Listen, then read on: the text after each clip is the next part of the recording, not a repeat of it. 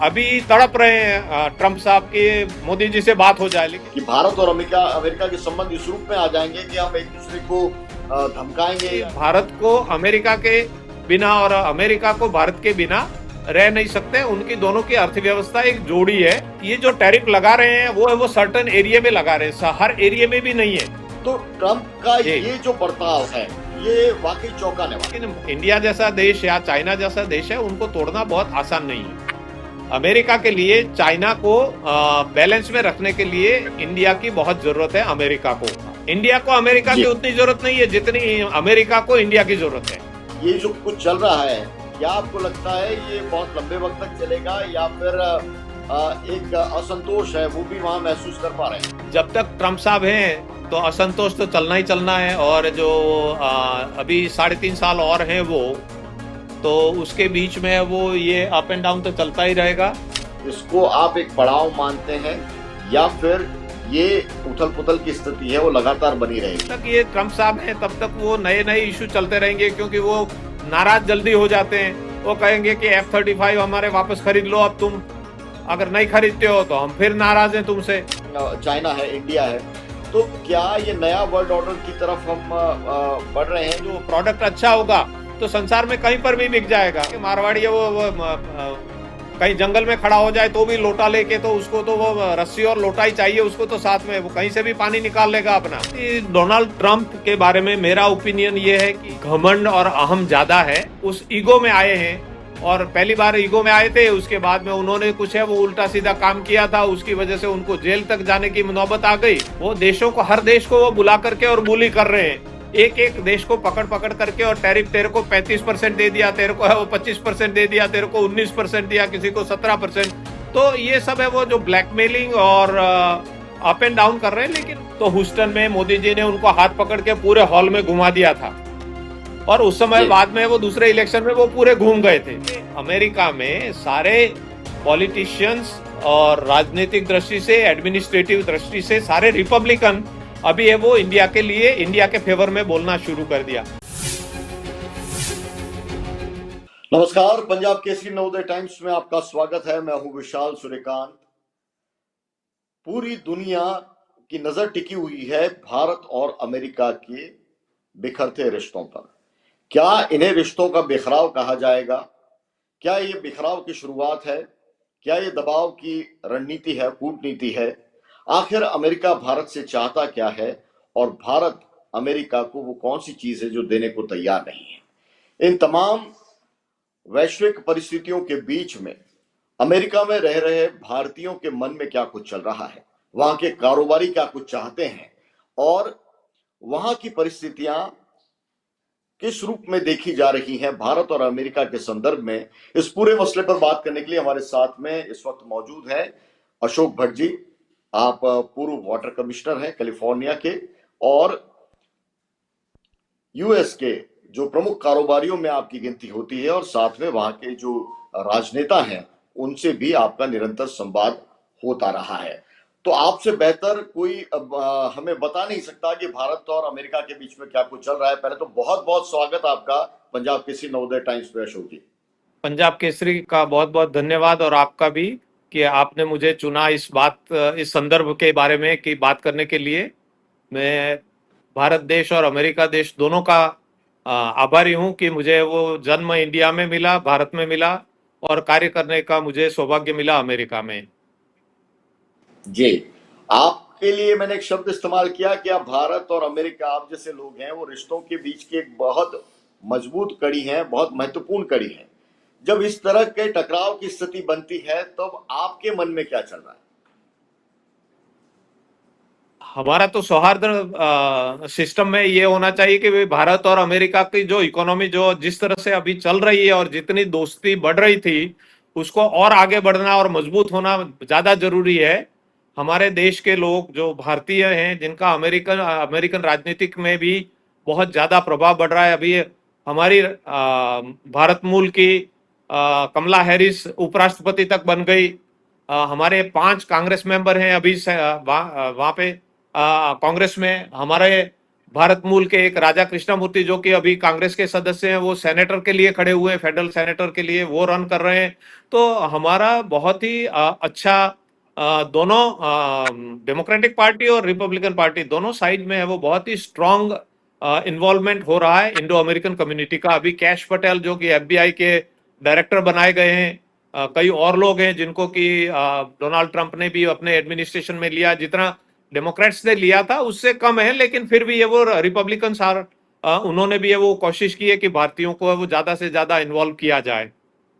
जैसे निकी हेली थी, तो रिपब्लिकन साइड में ये ट्रंप साहब जब पहली बार राष्ट्रपति बने तब है वो यूनाइटेड नेशन की यूएस की रिप्रेजेंटेटिव थी। तो बहुत अच्छे लेवल पे हमारे भारतीय अमेरिकन पॉलिटिक्स में है वो इन्वॉल्व हो रहे हैं, और अमेरिकन अर्थव्यवस्था में भी हमारा बहुत ज्यादा इन्वॉल्वमेंट है। हम लोग है वो बहुत कम परसेंटेज है, लेकिन जूइश के बाद में इंडियन है वो सबसे ज्यादा इम्पोर्टेंट इकोनॉमिकल हेल्थ सेंटर, जो जो कहते हैं इकोनॉमिक की हेल्थ, उसमें सबसे जी ज्यादा हमारा वो सहयोग है, भारतीयों का सबसे जी ज्यादा सहयोग है उसमें। जी।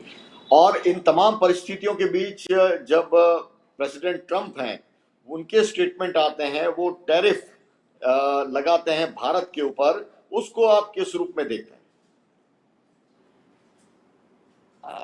राष्ट्रपति डोनाल्ड ट्रंप के बारे में मेरा ओपिनियन ये है कि थोड़ा उनमें घमंड और अहम ज्यादा है दूसरे राष्ट्रपतियों की तुलना में। इतने सालों से हम देखते आए हैं, रोनाल्ड रीगन थे राष्ट्रपति, बहुत ही सुदृढ़ और सज्जन रिपब्लिकन राष्ट्रपति थे। बुश जूनियर सीनियर थे, वो भी बहुत ही एक्सपीरियंस्ड वन, सीआईए के हेड रहे, उपराष्ट्रपति 8 साल रहे, उसके बाद में राष्ट्रपति बने, बहुत मजे हुए थे। ये इनका जो है वो सीधा बिजनेस से सीधा एकदम डायरेक्टली है वो उसमें आए हैं राजनीति में, और वो भी उस ईगो में आए हैं। और पहली बार ईगो में आए थे, उसके बाद में उन्होंने कुछ है वो उल्टा सीधा काम किया था, उसकी वजह से उनको जेल तक जाने की नौबत आ गई, और उसको उस ईगो को लेकर के उन्होंने और ज्यादा अपना पैसा है तो पैसा का उपयोग भी कर रहे हैं, दुरुपयोग सदुपयोग जो भी कहें, लेकिन वो उस पॉइंट ऑफ व्यू से वो ज्यादा है, business business point of view से अपने अपने सेल्फ सेंटर बेस पे ईगो, अहम, स्वार्थ, और उस हिसाब से वो ज्यादा, और घमंड, ये उनका जो है वो जो ज्यादा स्तंभ है राजनीतिक दृष्टि से नहीं। वो देशों को, हर देश को वो बुला करके और bully कर रहे हैं, एक एक देश को पकड़ पकड़ करके, और टैरिफ तेरे को 35% दे दिया, तेरे को है वो 25% दे दिया, तेरे को 19% दिया, किसी को 17%, किसी को कह रहे हैं 50%, किसी को 100%। तो ये सब है वो जो ब्लैकमेलिंग और अप एंड डाउन कर रहे हैं। लेकिन मुझे जहां तक लगता है कि भारत को अमेरिका के बिना और अमेरिका को भारत के बिना रह नहीं सकते। उनकी दोनों की अर्थव्यवस्था एक जोड़ी है, जो दो बैलों की जोड़ी, जैसे कहते हैं बैलगाड़ी में या चार पहिए जो होते हैं, तो चारों पहियों की जरूरत होती है। तो ये इंडिया और अमेरिका की दोनों साइड में ये बहुत जरूरत पैरेलल है ये दोनों कंट्री, क्योंकि 140 करोड़ लोगों का मार्केट आपको कहाँ मिलेगा संसार में? चाइना के बाद में इंडिया ही है। चाइना वो एक्सोरेटेड हो गया है, उसमें वो मैक्सिमम सारे जो चीजें हैं वो मतलब कि मैक्सिमम जिसको जिसकी जरूरत पूरे संसार को रहती है। डिफेंस में सबसे ज्यादा, सबसे बड़ा महत्वपूर्ण देश हमारा भारत है अमेरिका के लिए। तो अमेरिका वो मतलब कि वॉकआउट नहीं हो सकता। हम वो जो ये जो टैरिफ लगा रहे हैं वो सर्टन एरिया में लगा रहे हैं, हर एरिया में भी नहीं है। तो ये जो पॉलिटिकल स्टेटमेंट भी है, ईगो भी है, सब कुछ मिक्स है। लेकिन इवेंचुअली मेरे ओपिनियन में ये 15 और 20% के बीच में सेटल हो जाएगा। अगर आपको याद हो तो जब न्यूक्लियर का जो पहला परीक्षण किया था कलाम साहब के टाइम में, जी और अटल बिहारी जी वाजपेयी जी प्राइम मिनिस्टर थे, बिल क्लिंटन जी हमारे प्रेसिडेंट थे। हमारे प्रेसिडेंट ने, बिल क्लिंटन ने वाजपेयी जी को कितनी देर तक फोन किया, लेकिन वाजपेयी जी ने उनका रिस्पॉन्स नहीं दिया था। इवेंचुअली दोनों देशों का एग्रीमेंट हुआ कि हाँ भाई, वो देश भारत है वो अच्छे काम के लिए कर रहा है तो उसको करने दो। अभी भी यही होना है।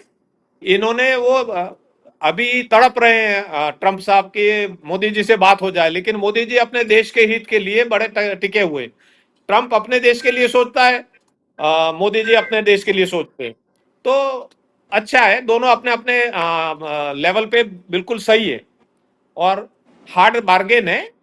इसमें टफ बार्गेन जिसको कहते हैं, उसने वो कहते हैं कि मोदी जी बहुत टफ बार्गेनर हैं, तो उनके साथ में ये भी टफ, वो सोचते हैं, इनकी सोच थोड़ी गलत है कि टफ बार्गेनर का मतलब ये नहीं होता है कि अपने वो मन मर्जी से दोपहर में, सुबह में ये कह दिया कि भाई 25% लेंगे और शाम को कह दिया नहीं, हम तुम हमारी बात नहीं मान रहे हो इसलिए हम 50% ले लेंगे। वो ये उस तरह से नहीं जी। होता है कि, लेकिन अगर वो उन्होंने ये कहा होता कि चलो भाई 25% की जगह आप 20% पे मान लो, फोन उठा लेते अभी मोदी जी, कभी से बात हो चुकी होती, अभी सेटल हो चुका होता। अब ये इनका ये है कि 1 बाय 1 वो उठा रहे हैं। अब वो चाइना को 90 दिन इसलिए दिए हुए हैं कि एक बार वो इंडिया से सेटल कर लेंगे तो फिर वो चाइना को इजी हो जाएगा उनको निगोशिएशन के लिए। तो आइडिया वहां होता है कि इनका आइडिया ये है कि भाई 1 बाय 1 जैसे जैसे जैसे करके वो धीरे धीरे वो तोड़ फोड़ करके और सबको सेटल करके और अपना वो हिसाब किताब बराबर बिठा के अपनी अपनी जो तस्वीर है उसको है वो अच्छी चमकाने की कोशिश है इसमें।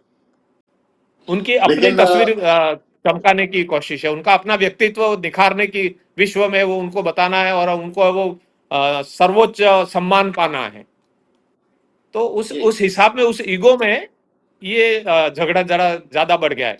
लेकिन इवेंचुअली अभी ये 2-3 हफ्ते में मेरे ख्याल में ये सेटल होना चाहिए, 15 और 20% के बीच में सेटल हो जाना चाहिए।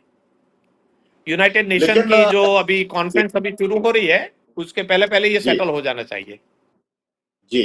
लेकिन तमाम जो भारतीय हैं बहुत हैरानी जता रहे हैं, क्योंकि जिस तरह का रिलेशन न केवल भारत और अमेरिका का तो दशकों पुराना संबंध रहा है, लेकिन ट्रंप और मोदी की जो केमिस्ट्री पहले नजर आई थी, हाउडी मोदी में नजर आई या नमस्ते ट्रंप में नजर आई, उसके बाद में जिस तरह से इंडियन डायस्पोरा वहां पर ट्रंप के सपोर्ट में लगा था, तो रिश्ते में इस तरह के मोड़ की तो उम्मीद है वो किसी ने की नहीं थी कि भारत और अमेरिका अमेरिका के संबंध इस रूप में आ जाएंगे कि हम एक दूसरे को धमकाएंगे या टैरिफ और हम टैरिफ है वो इम्प्लांट कर देंगे, और एक तरह से पाकिस्तान के साथ संबंध है उसको भी हम उस नजर से देखेंगे, और भारत अगर नहीं मान रहा है तो पाकिस्तान को थोड़ा और वेटेज देंगे। तो ये जो रणनीति है ये किसी और से तो एक्सपेक्ट की जा सकती थी, लेकिन ट्रंप को लेकर जो एक माहौल बना था भारत के अंदर, भारत के कई मंदिरों में यज्ञ भी हुए थे, आपको ध्यान होगा, तो ट्रंप का जी, ये जो बर्ताव है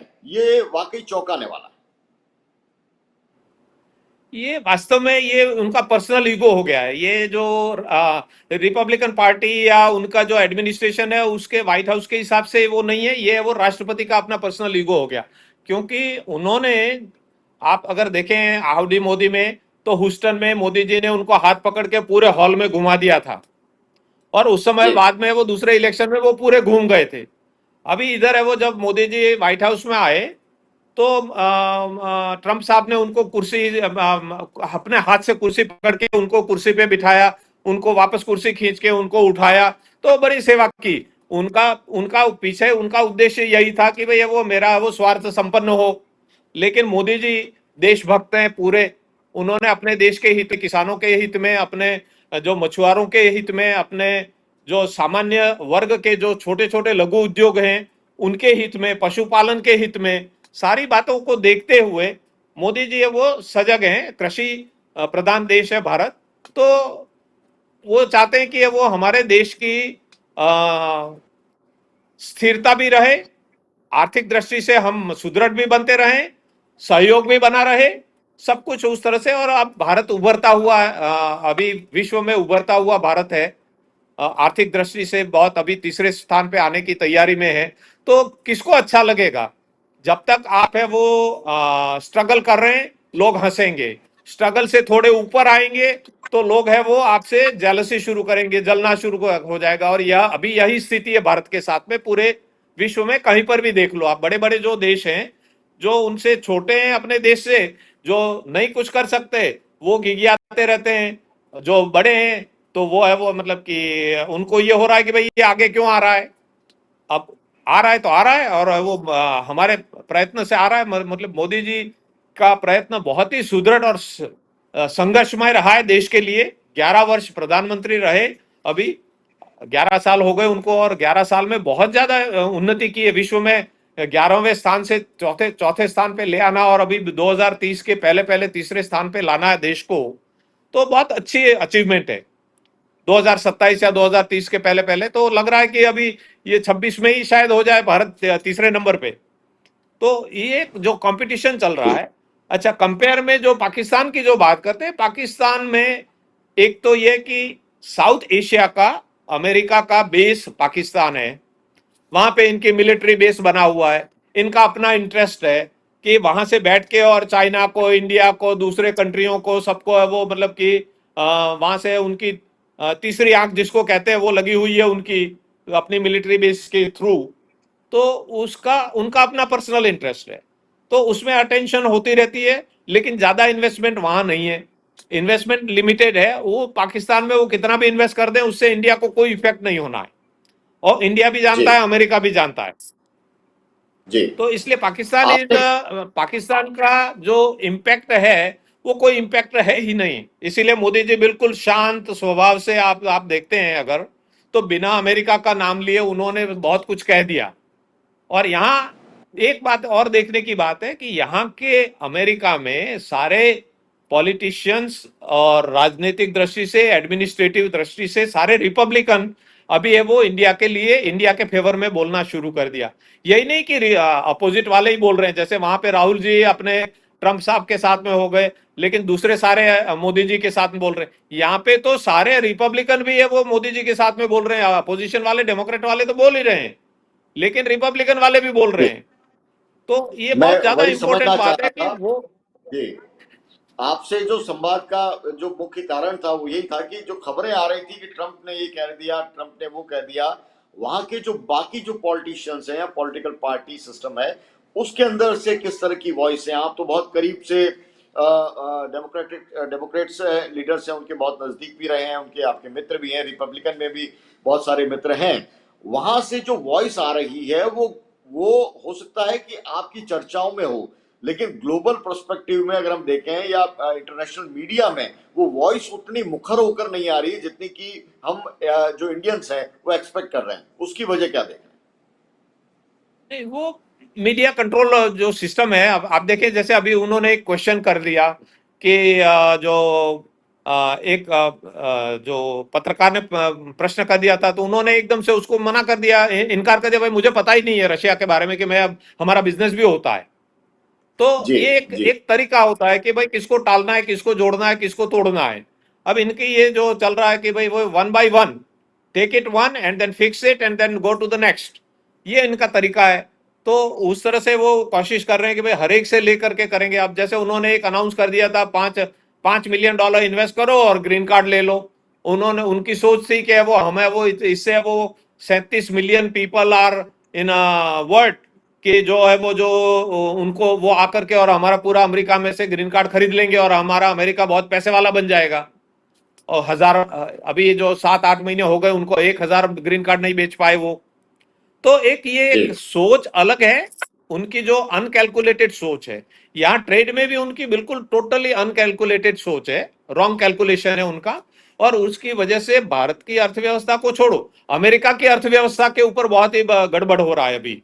यहाँ की अर्थव्यवस्था में बहुत ज्यादा इफेक्ट हो रहा है। कई सारी कंट्रियों के उन्होंने वो जो ज्यादातर है वो वीजा को होल्ड कर रखा है, और उनको सारे नए नए वो रूल्स लगा रहे हैं। टूरिस्ट आदमी आता है, अरे आप जितना खुले विशाल दिल से आप बुलाओगे, उतने खुले दिमाग से लोग आएंगे। आएंगे तो व्यापार बढ़ेगा, व्यापार बढ़ेगा तो वो आर्थिक व्यवस्था बढ़ेगी, आर्थिक व्यवस्था सुदृढ़ होगी। अभी ये अर्थव्यवस्था को सुधारने की जगह वो खराब कर रहे हैं वास्तव में देखा जाए तो इस बात को अब रिपब्लिकन भी है वो रियलाइज करना शुरू कर दिया है। बिगिनिंग में जो पहले 2 3 महीने तक तो यही समझ रहे थे कि चलो भाई अभी नए नए हैं तो वो मतलब की बात कर रहे हैं, तो हो सकता है कि उनका विजन बिल्कुल सही होगा। लेकिन अब है वो लोगों को रियलाइज होने लगा है, उनके साथ के सेनेटरों को, कांग्रेस मेंबरों को, कैबिनेट के उनके, एलन मस्क जिसने उनको बनाया, जिसके जी उसने उनके पीछे जान छिड़क दी, उनकी पूरी अर्थव्यवस्था के मतलब कि कैंपेन के लिए लगा दिया, उसको एकदम साइडलाइन कर दिया। तो मोदी जी तो वहां इंडिया में बैठे हुए, उनका इनका इनकी दोस्ती कहां से क्या इतनी श्योरिटी हो गई। वो अपने जी बिजनेस के हिसाब से देखते हैं कि भाई अपना अपने अपने स्वार्थ के हिसाब से मोदी जी इनके मित्र हैं। जी। लेकिन लेकिन देश जो दोनों आप हैं उनकी, जी दोनों देशों प्लीज की जो अर्थव्यवस्था है, उसको है वो मतलब कि पूरे सिस्टम को बदलना इतना आसान नहीं है। अभी 3 साढ़े 3 साल रहे हैं अभी, तो 1 डेढ़ साल तक में अभी ये जो जितना वो जो कर पाएंगे करेंगे, अगली सरकार आएगी वापस अमेंडमेंट करके और वापस सही कर देंगे। क्योंकि जो अभी आप देखें तो नॉर्थ जो ट्रेडिंग था यहाँ का, नॉर्थ अमेरिका का, उसमें भी जी। उन्होंने गड़बड़ कर दिया, कनाडा के साथ गड़बड़ कर दिया, मेक्सिको के साथ गड़बड़ कर दिया। तो ये सारा जो है वो जो इवन हर जगह उन्होंने मतलब कि अभी आग लगा रखी है कि भाई हमें वो अमेरिका को ब्यूटीफुल बना रहे हैं, ब्यूटीफुल बना रहे हैं। क्या ब्यूटीफुल बना रहे हैं कि वो तो उनको ही पता है कि ब्यूटीफुल क्या बन रहा है। लेकिन अशोक जी, एक सवाल उठता है क्योंकि आप भी कारोबारी हैं वहां पे, और ट्रंप का भी प्रमुख जो व्यवसाय है वो कारोबार ही है। कारोबार के नजर से विशुद्ध रूप से हम बात करते हैं, इससे अमेरिका भारत के जो भावनात्मक संबंध है उस नजर से जरा हटा के बिल्कुल विशुद्ध रूप से कारोबारी लिहाज से देखते हैं, तो दुनिया भर में जो ट्रंप इस वक्त जो कर रहे हैं, क्या वाकई आपको लगता है कि इससे अमेरिका, तरीका उनका सही या गलत हो सकता है, उस पर बात हो सकती है, लेकिन अगर ये तरीका ठीक हो जाए और टैरिफ इस रूप में बढ़ता रहे तो अमेरिका की जो सुप्रीमेसी है वो बनी रहेगी? क्या उसके पीछे उनका तरीका कुछ भी हो सकता है, लेकिन जो मंशा है वो आपको साफ नजर आती है, उसमें कोई उम्मीद नजर आती है? दरवाजा बंद करके दूसरा दूसरा दरवाजा खोलने की कोशिश कर रहे हैं। एक विंडो बंद कर दिया, दूसरा विंडो ओपन हो गया। अब अगर ये जो अपना जो सुपर पावर की थॉट जो है उसको वो जो अलग तरीके से वो जो ये टैरिफ के रूप में लेकर के कि भारत मतलब कि अमेरिका को वापस है वो बहुत ज्यादा सुदृढ़ करने की कोशिश में है, तो उससे क्या है कि अब जैसे ब्रिक्स वालों को नया आइडिया मिला कि भाई ये वो ज्यादा ही अपन को परेशान कर रहे हैं। एक एक वॉलीबॉल होता है, उसको है वो फेंकने के लिए, हवा में चलने के लिए एक लिमिट से हवा होनी चाहिए, उससे ज्यादा भी है अच्छी नहीं है, कम भी अच्छी नहीं है। अब ये जो है वो जो अभी कोशिश इनकी ये है कि बहुत ज्यादा हवा भर लो। अरे हवा भर लोगे गुब्बारा ही फूट जाएगा, बॉल ही फूट जाएगा, तो आप खेलोगे कहां से? तो देश जो सारे देश हैं वो दूसरे दूसरे एरिया में मूव होने शुरू कर दिए। अभी आप देखें तो सारा मार्केट है वो एशिया है। Asia is the biggest market for sale, क्योंकि वहां पे सबसे ज्यादा पॉपुलेशन है। जहां पॉपुलेशन होगी वहीं तो आपका बिजनेस होगा। अमेरिका के लिए जी। एशिया सबसे ज्यादा इंपॉर्टेंट है, और उसी में वो वन बाय वन उनको वो तोड़ फोड़ कर रहे हैं। मिडल ईस्ट में तोड़ फोड़ कर रहे हैं, यूरोप में तोड़ फोड़ कर रहे हैं। छोटे छोटे देश हैं, ठीक है, वो टूट सकते हैं, लेकिन इंडिया जैसा देश या चाइना जैसा देश है, उनको तोड़ना बहुत आसान नहीं है। अमेरिका के लिए चाइना को बैलेंस में रखने के लिए इंडिया की बहुत जरूरत है अमेरिका को। इंडिया को अमेरिका जी। की उतनी जरूरत नहीं है जितनी अमेरिका को इंडिया की जरूरत है। जी। आपने भी चर्चा में कहा कि कहीं ना कहीं ये 15% के आसपास कहीं ना कहीं सेटल हो सकता है, इन दोनों के बीच में जो खींचतान है। लेकिन जो कॉन्फ्लिक्ट के की पॉइंट्स हैं उसमें एग्रीकल्चर सेक्टर है, उसमें पशुपालन है, उसमें मछुआरों की स्थितियां हैं, और अमेरिकन प्रोडक्ट जिस तरह से तैयार होते हैं और इंडियन वैल्यू कल्चर में वो किस तरह से सूट हो पाएंगे, सूटेबल हो पाएंगे, लोग कितना एक्सेप्ट कर पाएंगे, और न केवल आर्थिक बल्कि भावनात्मक स्थिति का भी एक विषय बनता है। जैसे कि वहां पर गायों को जिस तरह का फूड है, उससे जो मिल्क है उसको लेकर भारत में बहुत ज्यादा चर्चा है कि अगर हम नॉन वेजिटेरियन उनको फूड आइटम देके और उनसे जो मिल्क प्रोडक्शन ले रहे हैं और वो इंडिया के अंदर कैसे उसको एक्सेप्ट किया जाएगा। तो बहुत सारे ऐसी चीज हैं जो इमोशनल और इमोशनल भी है, और साथ में फाइनेंस और इकोनॉमी के हिसाब से डेंजरस भी है भारत के लिहाज से। तब फिर ये सेटलमेंट कैसे होगा? इन इन क्या इन मेरे सेक्टर्स हिसाब में को अभी छोड़ने जो के लिए अमेरिका डेलीगेशन तैयार होगा? मेरे हिसाब से अभी ये जो डेलीगेशन, अमेरिकन डेलीगेशन जो अभी अगस्त में जो इंडिया पहुंच रहा है, वो डेलीगेशन है वो इन चीजों को हैमर हैमर करेंगे। इंडिया के एक्सपर्ट और अमेरिका के एक्सपर्ट, राष्ट्रपति जो हैं वो जो उनको फ्रंट में स्पीच स्पीच का और जो मतलब कि प्रेजेंटेशन का उनका काम है। लेकिन जो वास्तविक वर्क है वो तो वो जो एडमिनिस्ट्रेशन सारे जो करते हैं उसमें वो फिर वो एक्सपर्ट होते हैं, उनके सबकी विचारधारा के हिसाब से सब मिल करके और बात तय करते हैं। तो सेम इंडिया में भी कैबिनेट मिलके डिसाइड करता है, उसी तरह से यहाँ पे भी उसी तरह से पॉलिसीज होती हैं। तो इसलिए इवेंचुअली मुझे ये नहीं लगता है कि वो भारत की जो लोगों की भावना है उनके ऊपर है वो कुठाराघात हो सकेगा या ऐसा कुछ होगा, ऐसा नहीं होगा। जहां तक मुझे ख्याल है कि कुछ चीजों में वो सहमति बन जाएगी, कुछ में असहमति रहेगी। इवेंचुअली है वो 15 और 20% के बीच में वो सेटल भी हो जाएगा। और जो कृषि के एरिया में जिस जिस बातों के लिए भारत है वो जो एग्री नहीं है, हो सकता है कि उनकी जगह पे कोई अल्टरनेट सॉल्यूशन निकल जाएगा। जी। और प्रेसिडेंट ट्रंप का स्टेटमेंट अलग, फॉरेन मिनिस्ट्री अलग स्टैंड लेती है। वो ऐसा लगता है कि बैलेंस करने की कोशिश कर रही है।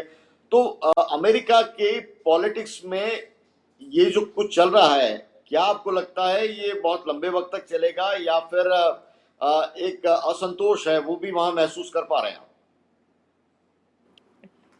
जब तक ट्रंप साहब हैं तो असंतोष तो चलना ही चलना है। और जो अभी 3.5 साल और हैं वो, तो उसके बीच में वो ये अप एंड डाउन तो चलता ही रहेगा। और इसमें ये कह सकते हैं कि उनके अपने खुद रिपब्लिकन खुद परेशान हो चुके हैं अभी ऑलरेडी 7 महीने के अंदर में। तो इसलिए मुझे लगता है कि वो अभी उनको खुद को ही नम्र बनना पड़ेगा। इवेंचुअली उनको झुकना जरूरी हो गया है अभी, ऐसा लगता है। अभी उनकी जो बोलने की शैली है उसमें वो फ्लिप फ्लॉप चल रहा है, लेकिन वो फिर सॉफ्ट लैंग्वेज होनी शुरू हो गई है। अगर आपने नोटिस किया हो तो एकदम से वो एक एक एक्यूरेट शब्द नहीं कहते हैं। वो डिप्लोमेटिक शब्द इस तरह से काम में लेते हैं कि भाई मैं 50% तक कर दूंगा, 100% कर दूंगा, 1000% कर दूंगा, किया नहीं है। फिर है वो मतलब टाइम दे देते हैं कि अच्छा भाई मैं वो इनको है वो हफ्ता भर ऐसे दे देता हूं ताकि उसके बीच में वो सोच लेंगे। तो उसमें ये है कि भाई उसको वो जो तरीका है ये कि कैसे इसको ब्लैकमेल करके और इसको सेटल करना है, या कैसे उसको है वो प्रेशराइज करके और सेटल कर सकते हैं, वो उनकी कोशिश है। लेकिन जो मजे हुए नेता हैं, पुतिन है, जानपिंग है, अपने मोदी जी हैं, तो ये लोग एकदम से इतने ज्यादा मतलब कि जापान के प्राइम मिनिस्टर या प्रेसिडेंट हैं, तो ये लोग जो हैं वो बहुत ही ज्यादा एक्सपीरियंस उस साइड के जो हैं, और जो बिजनेस में लॉन्ग टर्म से हैं, पॉलिटिक्स और बिजनेस दोनों, उनके वहां की जो स्थितियां उनके हिसाब से उनको अंडरस्टैंडिंग है। यहाँ जो है वो तो एक प्रचुर मात्रा में हर चीज प्रचुर मात्रा में है, तो उनकी दिमाग भी प्रचुर मात्रा में उसी तरह से चलते हैं। एंड शॉर्ट विजन होता है ज्यादातर, वो लॉन्ग विजन नहीं होता। नहीं तो कोई कौन कौन सा प्रेसिडेंट ऐसा होता है कि 5,000 में ग्रीन कार्ड बेच दे, 5 मिलियन डॉलर में।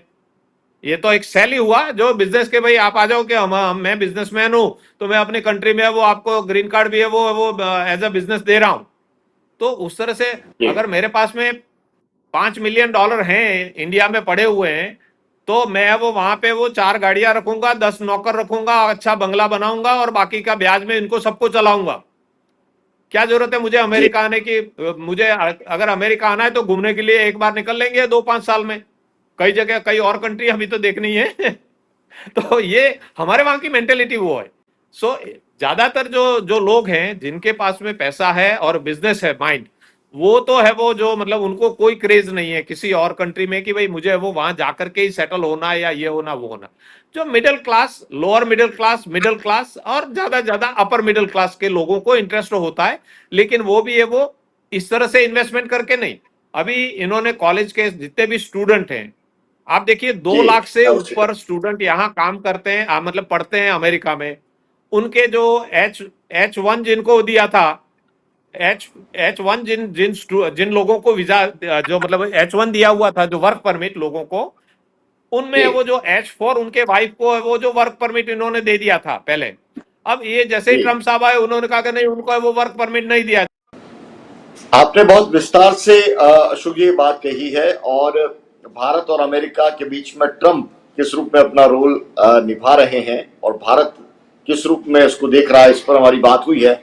लेकिन मैं आपसे एक गंभीरता से ये पूछना चाहता हूं कि क्या इसे हम केवल एक ट्रंप का जो बिहेवियर है उस तक सीमित रखें, या आने वाले टाइम में, जैसे आपने खुद ने कहा कि केवल 7 महीने का भी समय हुआ है, अभी एक लंबा वक्त है ट्रंप की प्रेसिडेंसी का, तब भारत और अमेरिका के संबंधों में इसको आप एक पड़ाव मानते हैं, या फिर ये उथल पुथल की स्थिति है वो लगातार बनी रहेगी? अगर ऐसी स्थितियां बनी रहेगी तो फिर भारत को क्या करना चाहिए, अमेरिकी जो वहां पर लोग हैं, जो भारतवासी हैं, उनको क्या कुछ करना चाहिए? अभी मेरे ख्याल में यूनाइटेड नेशन का जो सेशन सितंबर 14 से शुरू हो रहा है, उसके पहले पहले ये जो टैरिफ का मामला है वो मेरे ख्याल में सेटल हो जाना चाहिए, जहां तक मुझे लगता है। और उसके बाद में एक बार जो टैरिफ का सेटल हो जाता है तो दूसरा नया इश्यू आएगा। वो जब तक ये ट्रंप साहब हैं तब तक वो नए नए इश्यू चलते रहेंगे, क्योंकि वो नाराज जल्दी हो जाते हैं। वो कहेंगे कि F-35 हमारे वापस खरीद लो, अब तुम अगर नहीं खरीदते हो तो हम फिर नाराज हैं तुमसे। वो तुमने खरीद लिए तो जी 2 महीने के लिए और खुश हो जाएंगे। फिर तो मतलब वो एक इशू जैसे जैसे आता जाएगा तो वो मतलब कि उथल पुथल चलता ही रहेगा, ये अभी 3 साढ़े 3 साल तक जब तक ये हैं। लेकिन वो उनको मनाने का तरीका मोदी जी अच्छी तरह से जानते हैं कि इनको कैसे सही तरीके से रखना है। मेरे हिसाब में अभी मोदी जी ने बहुत अच्छा काम किया, इन्होंने बहुत ज्यादा स्टेटमेंट दिए ट्रंप साहब ने। मोदी जी शांत स्वभाव से रह करके और अपना अपना डिसीजन लेते रहे। उन्होंने जाकर के वो उनको डोभाल साहब को वो पुतिन के पास में भेज दिया, वो खुद अभी चाइना के प्रेसिडेंट से मिलेंगे। ये सारा तो मतलब कि उन्होंने अपनी रणनीति जो बनाई है, तो उससे इनको समझ में आ रहा है कि भाई ये वो अर्थव्यवस्था को अस्त व्यस्त करने के से फायदा नहीं होगा अमेरिका को। ये उनको धीरे धीरे समझ में आने लग रहा है। उनके चारों ओर जितने लोग हैं उनको समझ में आने लग गया। इसका मतलब ये है कि इवेंचुअली उनको भी समझ में आना शुरू हो जाएगा। और वो मेरे मेरे को जहां तक लग रहा है उनका टोन भी है वो अभी है वो सॉफ्ट होने लगा है, कि उनको समझ में आने लगा है कि भाई ये वो मैं वो बहुत ज्यादा कर रहा हूं ये। तो अब जी शॉर्ट टर्म के लिए ऐसा लग रहा है मुझे कि जहां तक टैरिफ का मामला है, बाकी तो वो उनके नेचर को तो कोई बदल नहीं सकता। वो तो 3 साढ़े 3 साल आपको वो झेलना ही झेलना है, पूरे संसार को झेलना है इनको, ट्रंप साहब को। अमेरिका जो दुनिया की सबसे बड़ी डेमोक्रेसी है वो कही जाती है, और वहां पर इस तरह के पूरे घटनाक्रम हो रहे हैं, न केवल भारत के संदर्भ में बल्कि किसी भी मामले में स्टैंड लिया जा रहा है फिर रातों रात बदला जा रहा है। तो ये मेरे ख्याल से आप तो लंबे वक्त से वहां पर यूएस में हैं, ये पहला मौका होगा राष्ट्रपति का इस तरह का बर्ताव। नहीं, वो इनका बर्ताव पहली बार भी ऐसा ही रहा है। पहले शासन में उनका जो जब अभी बाइडेन साहब के पहले जब वो आए थे फर्स्ट टाइम राष्ट्रपति, तो उनका वही बर्ताव रहा। उसके पहले उन्होंने जिस जिस बिजनेस में जो जितनी उनकी पब्लिक कंपनियां थी मोस्ट ऑफ देम बैंकरप्सी हुई थी। कई होटलों को उन्होंने हॉस्पिटैलिटी में बिजनेस में दूसरे बिजनेसों में उन्होंने जहां जहां पे किया वो खुद रिच होते गए, पब्लिक के पैसे डूबते गए। तो ये इनका ट्रेडिशनली है। तो अभी भी स्थिति वही हो रही है कि कई देशों में वो उनके ट्रंप टावर बन रहे हैं और अच्छा काम चल रहा है, लेकिन वो देश की अर्थव्यवस्था पे इफेक्ट हो रहा है हमको जहां तक लगता है। तो जी इनका इनका जो रवैया है वो जो सेम है। पहले उन्होंने पहले वही किया था, अभी भी वही कर रहे हैं। अर्थव्यवस्था में बहुत वो डाउन हो रहा। अभी हमारे यहाँ का एम्प्लॉयमेंट डाउन हो गया, एम्प्लॉयमेंट परसेंटेज डाउन हुआ। 15 साल में पहली बार इतना हुआ है डाउन, जितना कभी नहीं हुआ था परसेंटेज। और यहाँ अमेरिका में एम्प्लॉयमेंट का जो बिंदु है वो बहुत सबसे ज्यादा इंपॉर्टेंट होता है। जी वो सबसे जी सबसे खराब उनकी उनकी जो रिपोर्ट्स हैं वो सबसे खराब है। उनकी पॉपुलैरिटी मतलब कि इतनी अच्छी तरीके से बढ़ नहीं रही है। उनकी कम होती जा रही है लेकिन बढ़ नहीं रही है। जी।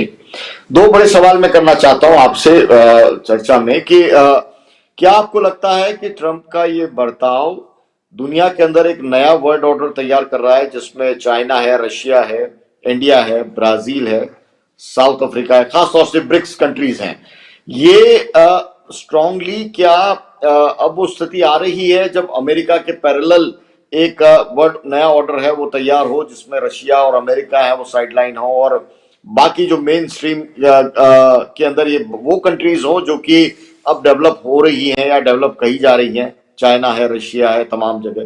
तो चाइना है, इंडिया है।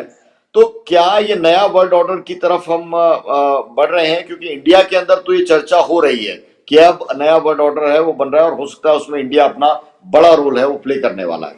आप वहां पर बैठ के किस तरह से देखते हैं चीजों को? बिल्कुल बिल्कुल सही है। ये जो मतलब कि इनके जो बर्ताव जो है इनका जो ये कहते हैं कि घमंड जो है राष्ट्रपति ट्रंप का, वो पूरे संसार नए रास्ते पे चल पड़ा है अभी जहां तक दिखता है। जी तो अमेरिका की जो सुपरेमेसी है उनको वो डाउन करने में लगे हुए हैं जहां तक मुझे लगता है, क्योंकि एक मैंने अभी आपको बताया था कि बॉल में उतनी हवा होनी चाहिए जिससे कि वो बॉल है वो उसको अच्छी तरह से खेला जा सके। हवा में वो फेंके फेंके तो उसको अच्छी तरह से वो ऊपर जा सके। लेकिन अभी जी इनकी जो प्रेशराइज इतना ज्यादा है, ओवर ओवर पंपिंग है सारा।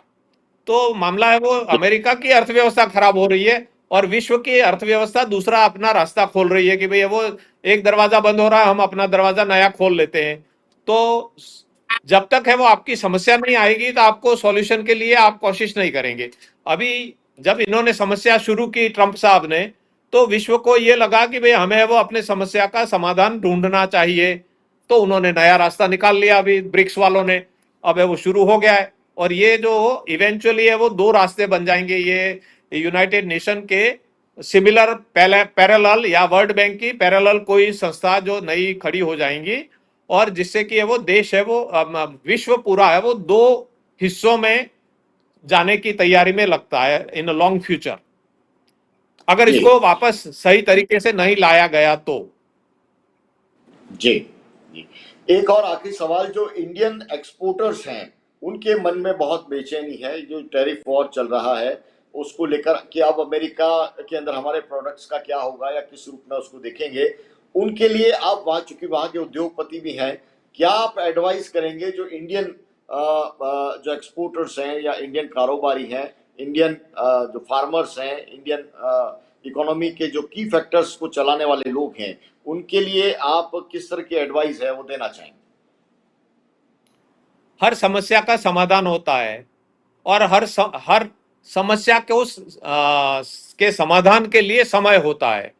तो थोड़े टाइम के लिए बर्दाश्त करना पड़ सकता है लेकिन लंबे समय के लिए ये समस्याएं नहीं रहनी है। अगर तो ये इनका जो है वो जो 15 से 20% के बीच में सेटल हो जाता है तो इतना ज्यादा इम्पैक्ट पड़ने वाला नहीं है देश पे। दोनों देशों को कोई इतना नुकसान या फायदा होने वाला नहीं है। लेकिन अगर दोनों अड़े रहेंगे और समाधान नहीं हुआ तो निर्यातकों को आयातकों को दोनों को थोड़े टाइम के लिए इफेक्ट रहेगा। अपना नया मार्केट ढूंढेंगे।